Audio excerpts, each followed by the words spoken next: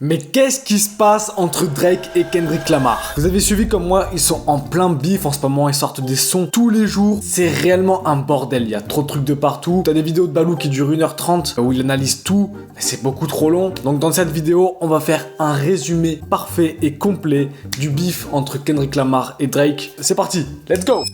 Pour commencer, le clash entre Drake et Kendrick Lamar, ça date depuis des années. Ça a commencé à peu près à partir de 2011-2012. En vrai, pour faire court, c'est juste une histoire d'ego masculin, de qui est le meilleur rappeur. Et après, ça a commencé à devenir de plus en plus personnel. Mais nous, on va se concentrer sur les dernières actualités des derniers jours. Et tout a commencé à vraiment s'intensifier avec, premièrement, ce son de Drake et de J. Cole. Et c'est J. Cole qui va commencer à lancer les premières piques. Et je vais pas vous diffuser le son parce que vous connaissez, il va être copyright. Mais je vais vous lire les paroles du premier clash qui a été fait. Ils adorent argumenter contre les plus gros MC. Est-ce que c'est K-Dot, donc K pour Kendrick Lamar? On est les Big Three, genre les trois plus gros, les trois plus importants. Dès maintenant, je me sens comme Mohamed Ali, genre comme un champion, comme le meilleur. Et au départ, c'était vraiment juste ça. Mais 4 mois plus tard, on a eu ce featuring entre Future, Metro Boomin, Kendrick Lamar sur le son Like That, dans lequel Kendrick va en quelque sorte répondre à cette première pique de J. Cole. Et il dit « Fuck les Big Three ». It's just big me, genre c'est juste moi qui suis imposant, genre par rapport à vous, il y a que moi. Et ensuite il vient faire des petites références par rapport à Prince et Michael Jackson, qui est en fait des métaphores de Drake et de lui, entre celui qui dure, celui qui s'arrête, comme quoi Drake serait Michael Jackson, et Kendrick Lamar qui serait Prince parce qu'il va plus durer dans le temps, et Michael, ben, on sait tous que il est sur une île déserte, peut-être, on sait jamais. En tout cas, ça va être juste ça, mais c'est des petites piques comme ça qui vont être dites. On va passer à la suite dès maintenant. Et ensuite, J. Cole, il pète son crâne dans son album qui se nomme Might Delete Later, dans le son 7 Minute Drill, qui est en fait un diss track consacré à Kendrick Lamar. Et je vais juste relever une petite partie de la chanson parce que c'est ce qui était le plus révélateur du clash. Your first shit was classic. Ton premier album c'était un classique, maintenant le dernier c'était tragique. Bref, tout le son c'est vraiment un clash, je vais pas dire tout ce qui se passe dedans. Et la plot twist mon gars, 48 heures après avoir posté ce son, on a J. Cole qui vient s'excuser en public d'avoir posté le son. 48 heures après, des excuses publiques. Et Kendrick Lamar n'a rien dit. Il n'a même pas réagi ou quoi que ce soit, il s'est excusé de lui-même. Et c'est un acte qui a été jugé comme étant de loser, parce que dans le rap, on s'excuse pas pour un clash. Enfin, c'est... Imagine Booba qui s'excuse 48 heures après avoir clashé Caris en disant « Ouais, écoutez l'équipe, je suis désolé ». Voilà, imitation sur 20. Et c'est pour vous dire, les gens ont très mal réagi par rapport à ça, mais il a des excuses qui ont été faites de manière très mature. Il a dit qu'il voulait pas recommencer, que c'était pas ce qu'il voulait faire de la musique, donc on a vraiment quelque chose de très sain et que j'encourage. Moi personnellement, en termes juste de rap, c'est un move de loser, en effet, de s'excuser après avoir fait un clash 48 heures après, s'excuser et tout ça, c'est un move de lose, mais de manière purement objective et humaine, c'est le meilleur move à faire. Et J. Cole, il s'est sorti de cette histoire, voilà, il n'a plus rien à voir là-dedans. Et franchement, félicitations parce que ce mec, il est très très fort. Il peut être critiqué autant qu'il veut, c'était le meilleur choix. Et après ça, on va se retrouver avec la réponse de Drake par rapport à la pique de Kendrick qui disait Fuck le Big Three, I'm the big me. Avec son son qui se nomme Push Up et rien que la cover est révélatrice. La cover, ça représente l'étiquette qu'on a à l'intérieur des chaussures, donc avec la taille US, UK, Europe. Donc apparemment, Kendrick Lamar chose du 40 parce qu'il est tout petit, et centimètres, 25 cm, sachant que Drake a une beuteuse gigantesque parce qu'il y a des leaks qui sont apparus apparemment, c'est ce que moi j'ai entendu. Promis, j'ai rien vu de tout ça et j'ai surtout pas envie de voir son machin là, ce mec me dégoûte un petit peu. La cover c'est ça, il se moque ouvertement de sa taille et c'est clairement une pique à Kendrick directement dans le pied, comme les chars d'Adoumbé. Et la cover, je la prends un peu mal parce que moi je fais du 42. Bon, c'est 2 pointures au-dessus de Kendrick. Drake, il me clash moi en étant comme ça. Franchement, je le prends mal. Je suis en train d'écrire actuellement un son pour le clasher là, ce mec là. Ça va pas se passer comme ça. Et bref, il fait tout un clash contre lui et tout ça. Et il y a une phrase vraiment qui est révélatrice de tout ce clash, c'est « Je suis avec quelques gardes du corps comme Whitney ». Et ça, c'est une phrase qui a 3 sens. Premièrement, c'est parce que Kendrick, il est avec des gardes du corps. Il y avait un film avec Whitney Houston qui s'appelle Bodyguard. Et aussi que la petite amie de Kendrick Lamar s'appelle tout simplement Whitney. Et donc avec cette phrase-là, Drake est en train de implicitement dire que la copine de Kendrick Lamar couche avec ses gardes du corps.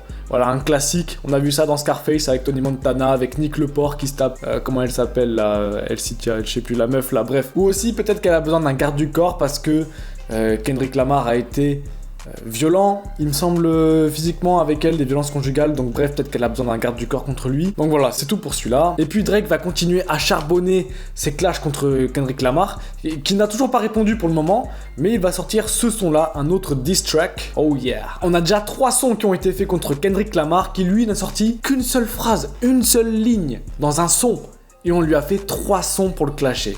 C'est ouf. Et ça, c'est vraiment le pire son, c'est le plus gros flop du clash, parce que Drake utilise une IA de Tupac et une IA de Snoop Dogg pour mettre en alerte Kendrick. Et il utilise la voix de Tupac pour dire à Kendrick: ah, il faut vraiment que tu répondes à tout ce clash. Voilà des exemples de clash que tu pourrais donner, comme quoi Drake, c'est un prédateur sexuel, tout ça, blablabla. Et bref, ça, c'était vraiment le son de con, le truc cringe. Et, oh là là, il était temps. Kendrick Lamar va sortir une réponse enfin avec un son qui se nomme Euphoria. Et dans ce son, la phrase la plus révélatrice cette fois, c'est: combien est-ce que de featuring avec des noirs tu vas faire pour te sentir suffisamment noir, parce que Drake il est métis. Et bref, moi j'aime pas trop tout ce genre de clash, c'est des clashs qu'on a vraiment que aux États-Unis sur les couleurs de peau, vous connaissez. Et en gros, c'est parce que c'est pas forcément une histoire de couleur de peau dans lequel il faut le comprendre là, c'est plus une histoire de suceur de street, de bandeur de cité, comme on dirait en France. Il a fait des blackface en plus à l'époque et tout. C'est parce que Drake il veut trop faire le mec du hood, le mec de la street, le mec du ghetto. Et donc pour raccorder à cette image, il va traîner avec beaucoup de rappeurs noirs, des rappeurs ghetto. C'est pour ça que Kendrick lui demande: mais frère, il y a combien de featuring que tu vas faire encore pour faire croire aux gens que t'es de la street? Ça y est, arrête de vouloir fitter avec Lil Durk, avec Future, avec tout ça. Tu ne seras pas de la street, tu es de Disney Channel. Et pendant tout le son, Kendrick Lamar il va pointer Drake du doigt comme ça. C'est pas sur sa couleur de peau qu'il faut le comprendre, mais c'est vraiment sur cette fausse image qu'il veut donner de lui en fait. Et Drake, c'est même un mec, si on écoute ses sons au fur et à mesure de sa carrière, on voit qu'il a changé son accent, sa manière de dire les mots pour s'acclimater. Et on en connaît comme ça des mecs, hein. On en connaît des mecs qui commencent en France, qui commencent à caler des wallah, qui commencent à avoir un accent bizarre. C'est fou. Tu t'appelles Donatien, mais qu'est-ce qui t'arrive? Qu'est-ce qui se passe là? On pourrait même créer une insulte en français. Je vais créer une insulte. Arrête de faire le Drake. Voilà. Arrête de faire le Drake, ça veut dire arrête de faire le bandeur de cité. Oh, arrête d'être un Drake. Nouvelle insulte les gars, à utiliser. Et il finit le son avec cette phrase qui est tout simplement destructrice, où il dit: on veut plus que tu dises le N-word, t'es plus autorisé à le dire quoi. Et avant que Drake réponde, Kendrick il a drop un nouveau son, c'est 6h15 in LA dans Los Angeles. Et cette fois ce son il va plus se porter, non pas sur sa couleur de peau et le fait qu'ils veulent se donner un rôle, mais sur l'entourage de Drake. Le fait qu'il y a des gens à qui il peut pas faire confiance à l'intérieur de son équipe, des gens qui vont leak des informations sur lui, qui sont prêts à dire des secrets ou des choses compromettantes sur Drake. Et cette phrase vient vraiment mettre en valeur tout ce que je dis. Si t'es street smart, ça veut dire si t'avais l'intelligence de la street, si t'avais cette manière de penser de la street, à ce moment-là t'aurais capté que ton entourage il est juste là to hustle you, ça veut dire pour te chasser, pour prendre tout ce qu'il y a à prendre sur toi, mais c'est pas des frères, c'est juste des gens qui sont là pour... ça veut dire qu'ils sont souriants comme ça, mais de l'autre côté, ils te prennent tout ce qu'ils peuvent prendre. Drake va répondre à tout ça avec ce son qui s'appelle Family Matters. Et la cover, elle est très symbolique parce que, si vous savez pas, ça c'est le van de l'album de Kendrick, Good Kid, Mad City. Et on peut voir qu'il est en train de se faire crusher par une machine là, je sais pas comment ça s'appelle, bref, c'est en train de se faire crush. Il est vraiment en train de dominer. Et il y a eu d'autres gens qui se sont ajoutés dans le clash. Il y a eu Rick Ross, il y a même des vannes sur The Weeknd comme quoi il est très joyeux, donc à savoir gay ou j'en sais rien, bref. Drake il s'est un petit peu lâché dans ce son, je crois même qu'il clash A$AP Rocky, des trucs comme ça. Et une des plus grosses punchlines de ce son, c'est Drake qui vient révéler que apparemment un des enfants de Kendrick Lamar viendrait de Dave Free. Et Dave Free, c'est le bras droit de Kendrick Lamar, c'est son ami d'enfance. Et ils ont tous les deux créé leur label et tout ça. Donc ça serait assez chaud. Et donc apparemment, il aurait couché avec Whitney, la copine de Kendrick. Il l'aurait, voilà. Et l'enfant qui serait sorti viendrait de Dave Free. Et donc Kendrick Lamar est en train d'élever l'enfant de quelqu'un d'autre. Avec ce son, Drake il va utiliser le N-word énormément de fois, donc pour affirmer que lui il est vraiment l'image qu'il veut renvoyer, il est vraiment ça. Et dans l'intervalle de seulement une demi-heure seulement, on a la réponse de Kendrick. Il lui répond avec ce son qui s'appelle Meet the Grahams. Et Grahams, c'est le nom de Drake. Et pendant tout ce son, il va s'adresser à toute la famille de Drake, en commençant par le premier fils caché, qui n'est plus caché parce qu'il a été révélé par Pusha T dans le clash, mais le fisc que Drake ne voulait pas révéler à Adonis. Et premièrement, il donne des conseils de vie à Adonis en disant que faut pas que tu fasses comme Drake là qui s'est fait des implants de faux abdos.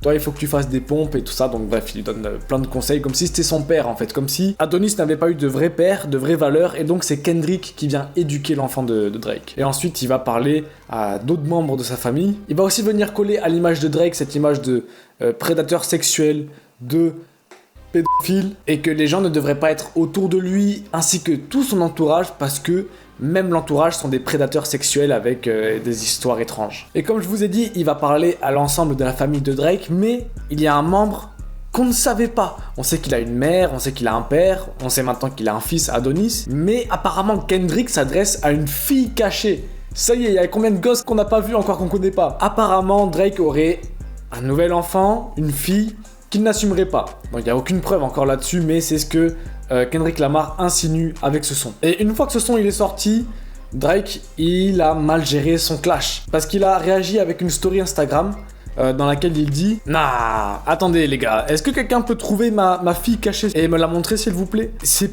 pourri, mais nul, mais quel move de con. Parce qu'en fait il est en train de dire que l'histoire de la fille c'est faux, mais par rapport aux histoires de prédateurs sexuels, de filles qui sont beaucoup trop jeunes pour lui, où est la réponse? Genre en mode non, la fille c'est faux. Mais où est la réponse par rapport à tout le reste? Alors en fait, c'est comme si on lui disait mais toi Drake, t'as une fille cachée et en plus de ça, t'es un prédateur sexuel. Et Drake répondait mais non, mais la fille cachée, c'est pas vrai. C'est aussi con que ça. Il se clash tout seul. Il est automatique. Donc bref, les gens, ils ont commencé à se moquer de lui comme moi je l'ai fait. Et avec le fait que Kendrick Lamar, il est sorti ce son au bout de seulement une demi-heure après le diss track de Drake, ça a fait que ça a mis de l'ombre de ouf sur le diss track de Drake. Et à ce moment-là, tout le monde disait sur internet que c'est Kendrick Lamar qui est en train de gagner le clash, genre vraiment là. Mais ça ne s'arrête pas là. Avant-hier, Kendrick Lamar a sorti un nouveau son qui se nomme Not Like Us. Et tout ça avant même que Drake réponde. Ça veut dire que vraiment là il est en train d'enchaîner. La cover de ce son, c'est la Wab Drake avec, vous le voyez, des sortes de petits points qui indiquent qu'il y a des personnes à cet endroit. Et aux États-Unis, ces petits points viennent d'une application qui sert à déterminer où est-ce qu'il y a des individus qui sont dangereux, qui sont considérés comme des prédateurs sexuels et tout ça, vous avez capté. Rien que visuellement ça clash fort. Et il va vraiment utiliser le terme de pédophile en parlant de Drake. Et ce son a vraiment fait la différence dans tout le clash parce que c'est le son qui a fait le plus de vues. On est déjà à 17 millions de vues, c'est juste énorme. Et ensuite, quelques heures plus tard, Drake qui va revenir avec un nouveau son qui s'appelle The Hurt Part 6. Et ça, c'est un commentaire que Dave Free, il a laissé sur une des photos d'enfants sur le compte d'Instagram de Kendrick Lamar, où il fait un cœur, donc peut-être un cœur à son propre enfant. Il y a quand même des singeries en cover. Moi, je kiffe plus les covers que tous les clashs. Et dans ce son, il va venir répondre donc à ces accusations du fait qu'il est pédophile et tout ça. Et il dit j'ai jamais été avec une fille qui était underage, qui était mineure. La majorité aux États-Unis, elle est de 21 ans. Juste pour clarifier, moi ça me dégoûte, je suis trop respecté. Si j'étais en train de faire l'amour avec des jeunes filles, je te promets, je serais arrêté parce que je suis beaucoup trop célèbre pour ce truc. Je suis beaucoup trop célèbre pour coucher avec des mineurs en fait. Quoi? Pardon Drake, tu peux répéter? Il est en train de dire je suis trop célèbre moi pour abuser des jeunes filles. Drake, réfléchis 2 secondes là. T'as pas l'impression que les plus gros pédophiles c'est ceux qui étaient les plus connus? T'as pas l'impression que t'es juste en train de confirmer tout ce qui est dit sur toi? Il y a personne dans ton entourage qui a relevé ça. Personne t'a dit non il faut pas le faire ça, il faut vraiment pas le dire. Il se clash tout seul, en automatique, il n'a aucune défense. Passons tout ça, dans la suite du son, il vient faire un contre-Uno à Kendrick Lamar et il lui dit « T'es hypocrite ». Déjà, il y a moyen que ce soit toi qui soit un petit peu comme ça. Surtout que si tu souhaites la peine de mort pour les pédos et tout ça, pourquoi est-ce que t'as soutenu R. Kelly? Donc R. Kelly, si vous savez pas, il a fait des dingueries sans nom, des histoires horribles avec beaucoup de jeunes filles. Et donc à ce moment-là, Drake il lui dit « Ok, si t'es contre tout ça, les mouvements que t'as soutenus là à ce moment-là, il faut que tu les call out aussi. Il faut que tu sois cohérent dans tout ce que tu racontes, Kendrick. » Et donc il le traite à ce moment-là d'hypocrite, tout simplement. Mais ça encore, cette hypocrisie, ça peut être assez léger par rapport à tout le reste des clashs, tout le reste des accusations qui ont été faites l'un envers l'autre, c'est vraiment un aspect qui est assez léger. L'opinion publique actuellement, il est en train de dire clairement que Kendrick Lamar explose Drake. On le voit simplement face aux statistiques, que ce soit le nombre de vues, le nombre de likes, dislikes. Drake se prend vraiment une barre de dislikes assez colossale. Et l'avis public Sur les réseaux sociaux, il est clairement en faveur de Kendrick Lamar. Drake, il est vraiment en train de perdre ce clash. Ça arrive pas très souvent dans une vie, ce genre de clash. C'est le clash de la décennie et il faut en profiter parce que c'est très très rare d'avoir un clash aussi gros entre deux gros artistes. Merci d'avoir regardé la vidéo, j'espère que ça t'a aidé à mieux comprendre tout ce qu'il y avait par rapport à tout ça parce qu'il y a tellement de sons, il y a tellement de vidéos qui ont été faites, mais il n'y a pas une qui condense le tout. Moi, je suis là pour ça. Pour que juste tu aies une vision d'ensemble et que tu sois pas perdu à travers tout ça. Sur ce, j'espère que la vidéo t'a plu. Abonne-toi, commente, like. Dis-moi pour qui t'es dans les commentaires. Kendrick Lamar, Drake. Et on se dit à la prochaine. C'était la Boubou. Ciao.